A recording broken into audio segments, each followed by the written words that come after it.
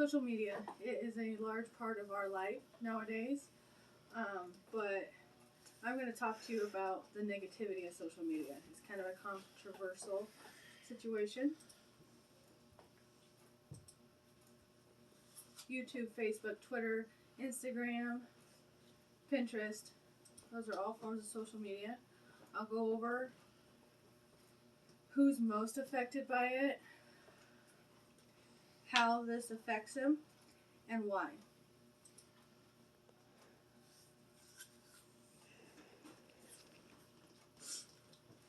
Now, if you want to start back into the original form of communications, the Pony Express, back in 1860. Then we move on to the telephone in 1867. We got the cell phone. That was the peak of communication in 1973.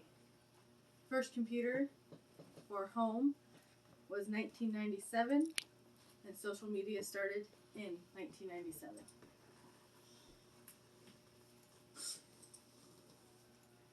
The negatives of social media, there are plenty. I highlighted just a few of them. The cause of this negativity is because when you're on social media, it's all illusions. It's what they want you to see. Fake beliefs. Everyone has their own opinion, so everyone has their own beliefs.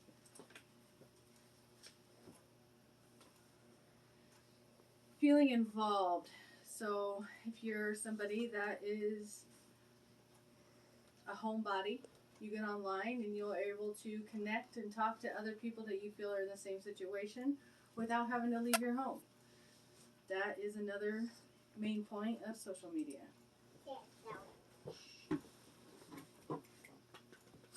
Same with feeling connected. You can feel connected to family members you haven't seen in years, be able to talk to them. All the interesting details.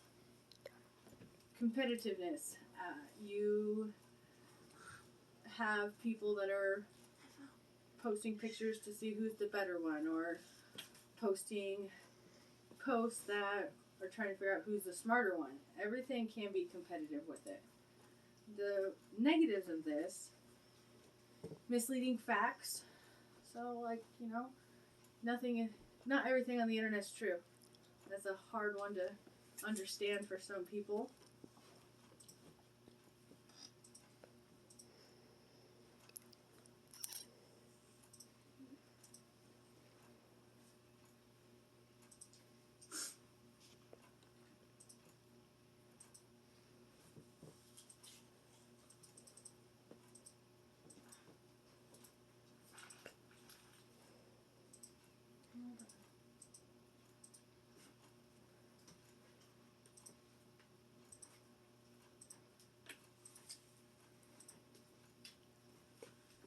A change in beliefs. So, you've heard of cults. They are on social media too. So many people, or some, have believed in their own culture and then get drug into this other one just by what they see, feel, or read on social media.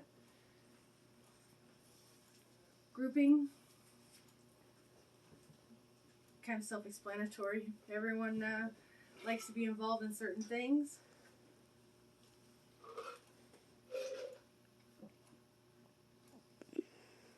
Finding different levels of intimacy. This one can be in all different age groups. They always say hello can start and lead to something worse. Connection with an old friend, finding a new friend, and it can always lead to something that shouldn't or should. Increased bad behavior results. So peer pressure is one of the biggest ones. My friends did it, so why don't I do it? It's just social media. It's just Facebook. It's not a big deal, but that's where cyberbullying or threatening stuff ever comes up, and it can really damage another person having to deal with the increased bad behavior. The grass is greener on the other side. Where is it? This is where I went a little more in depth about the relationship part. All the simple internet interactions should be important. Unfortunately, this is not the case for many that use it. I personally feel that the use of social media is part of the reason I was divorced in 2020. Like I said, a simple hello can lead to something that is out of control. Or it can go a different way. You can get into a fight with a family member and have problems just over wording on social media. It's not that form of personalization that you could get talking face to face. So to some, intimacy ways, it's just words. It's no problem until you're on the other side of that situation. So one thing to think of is the grass always greener on the other side.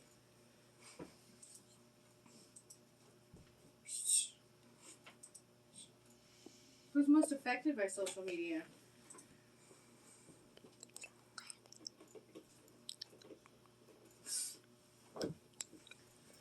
Studies show that ages of 18 to 29 spend 88% of their time with social media. Ages from 30 to 49, 78% of the time. And ages from 50 to 64, 64% of the time. Now, the highest risk out of all them is the younger crowd, because they can spend up to 8-10 hours just on social media.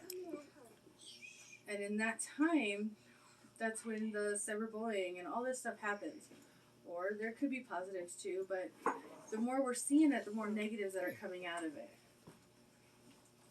That's when we lead into the mental health. How does the social media affect our mental health? Depression, anxiety, self-image issues, social interactions, peer pressure, false identity, and bullying.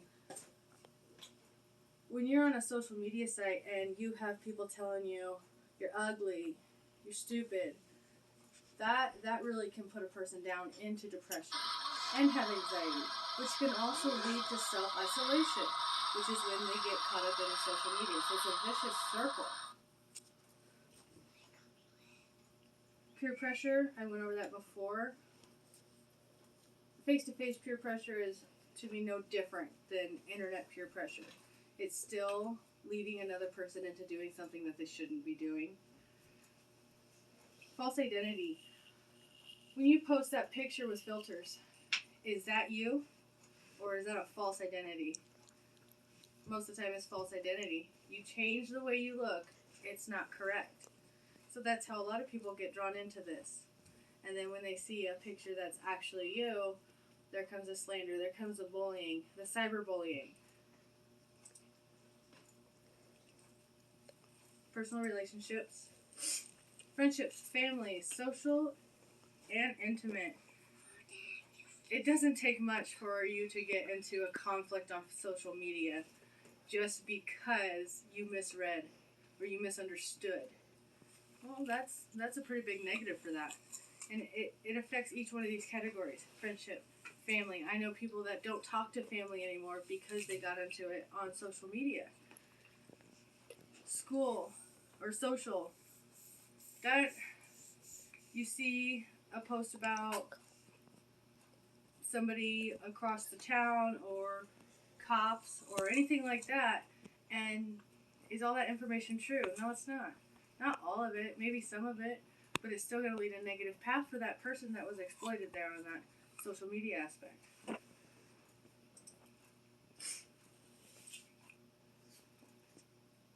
Question is why?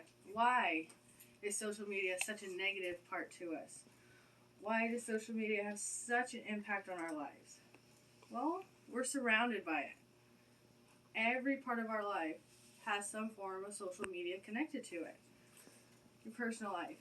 You may not have Facebook, you may not have Instagram, but your friend does. If your friend takes a picture of you, it's there. And that leads down that rabbit hole. Business. A lot of businesses anymore promote through social media. So if they see, or somebody sees you promoting their business, and then you are out having fun, but a customer doesn't think that's an appropriate way, they're going straight to that business and say, hey, your employee's doing this. I don't think that represents your business very well. There goes your employment. Education, same situation. You are good in school and everything, and somebody takes some kind of a picture or something of you, and maybe they post that you're cheating. Where's that going to get back to you? Straight to your school. And there's going to be an issue with that. And back to the intimacy. I've gone over that one a couple times because the rate of cheating, divorces, and everything like that has gone dramatically up since social media has been around, because it's a lot easier to connect and find somebody that way versus the way it used to be. So that is one of the bigger situations. So we're going to have cyberbullying and intimacy issues kind of go hand in hand when it comes to the negativity of social media. Throughout this presentation, I hope I covered as much as I could. Like I said, social media affects a wide range of people, a wide range of things. Yes, social media has some good points, but we're starting to weigh what's good and what's bad and which one's harder. So I have a video I want you guys to watch that talks about the negativity, and these are actually people that were part of a social media industry that are kind of telling, hey, this is what happened.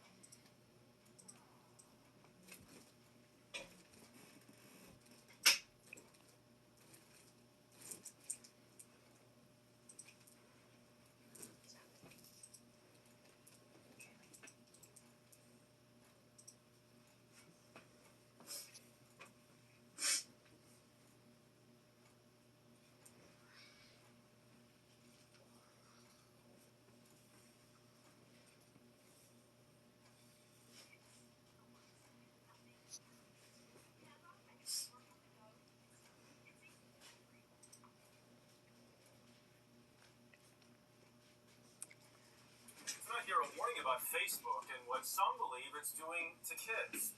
The warning comes from two of the company's earliest executives, Carter Evans.